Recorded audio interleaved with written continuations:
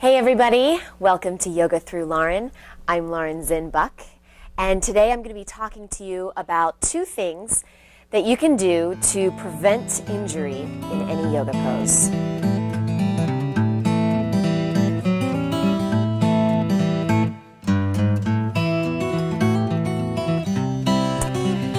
So usually we like to think of people coming to the yoga mat to heal an injury.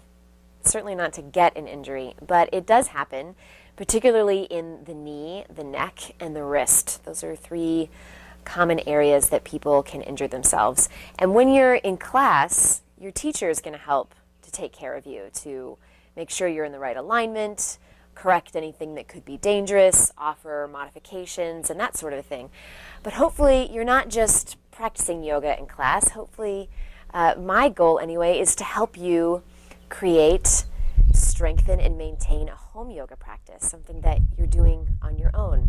It becomes as much part of your routine as brushing your teeth. So how do you make sure that you don't get injured when your teacher isn't there? How do you know how far you should be pushing yourself?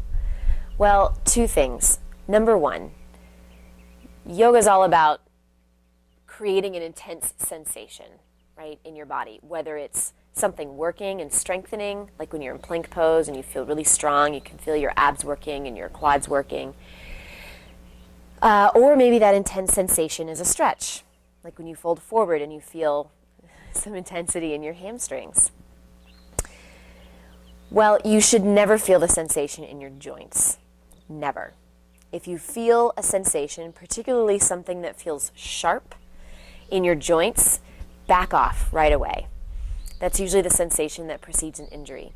Even in a stretch, you want to feel the stretch in the belly of the muscle, not at the point where the muscle attaches. So it doesn't even matter if you're knowledgeable about, is this sensation I'm feeling a ligament or is it a tendon, and what's the difference anyway? Well, we could talk about the difference, but the truth is it's not important. If you're feeling it around your joint, it's too much, okay? So you want to back off. And the second thing is, when we're looking for that intensity of sensation, the whole reason we're looking for it is so that we can find what I call your edge in yoga. Well, I'm not the only one that calls it that, but that's the terminology I like to use. So your edge is the point where you have maximum intensity of frustration, it's the point where that meets your ability to continue breathing smoothly and evenly.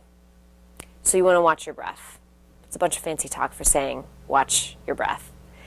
At the beginning of your yoga practice, you should always take a few minutes to cultivate a nice, smooth, deep, even breath. If you're working with a teacher, that teacher might give you a different breath to work with, like lengthening the inhale or lengthening the exhale or playing with retention or something like that. But it's not something you want to do on your own. When you're practicing on your own, you just want to work with what we call samavriti, an even breath. That means the inhale and the exhale are even in length. And you want to find, before you start moving to any postures, you want to find the longest breath, the deepest breath, where you still feel comfortable, and that inhale and that exhale are even and smooth. And then that breath is your barometer. It's your litmus test. When you come into a posture and you start to feel the intensity rise, if you can still breathe that same breath, you're fine. But as soon as that breath starts to become compromised, it might get rough, it might shorten, it might stop altogether. You might favor the inhale over the exhale or vice versa. Those are all indicators that you've come a little too far. And the interesting thing about this edge, this point where the intensity of sensation meets your ability to breathe smoothly, the interesting thing about it is that it's a moving target. As you maintain the pose, you might stay there for 5 or 6 breaths, and your edge is going to shift a little. So if your ability to keep feeling the intensity of a lunge, for example, and breathing smoothly,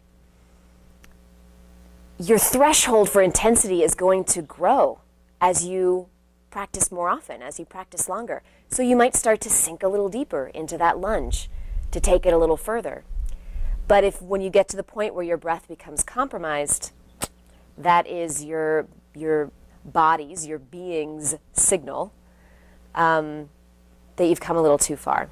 So, in order to prevent injury in any yoga pose while you're practicing at home, watch for any sensation in your joints, especially sharpness, and take time before you start doing any postures to either sitting still or lying on your back. Find that nice, deep, even, smooth breath and use that as your litmus test whenever you are coming up into the intensity of the pose.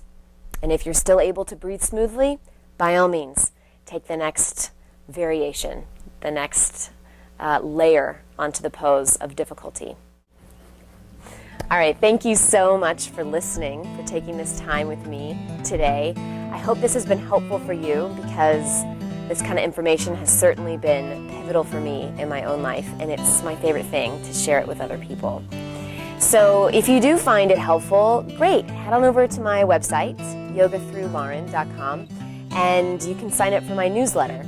I send out little tidbits like this via video, via audio, blog posts, articles, every couple of weeks, just to help you deepen your own yoga practice. All right, until next time, you guys take care. Namaste.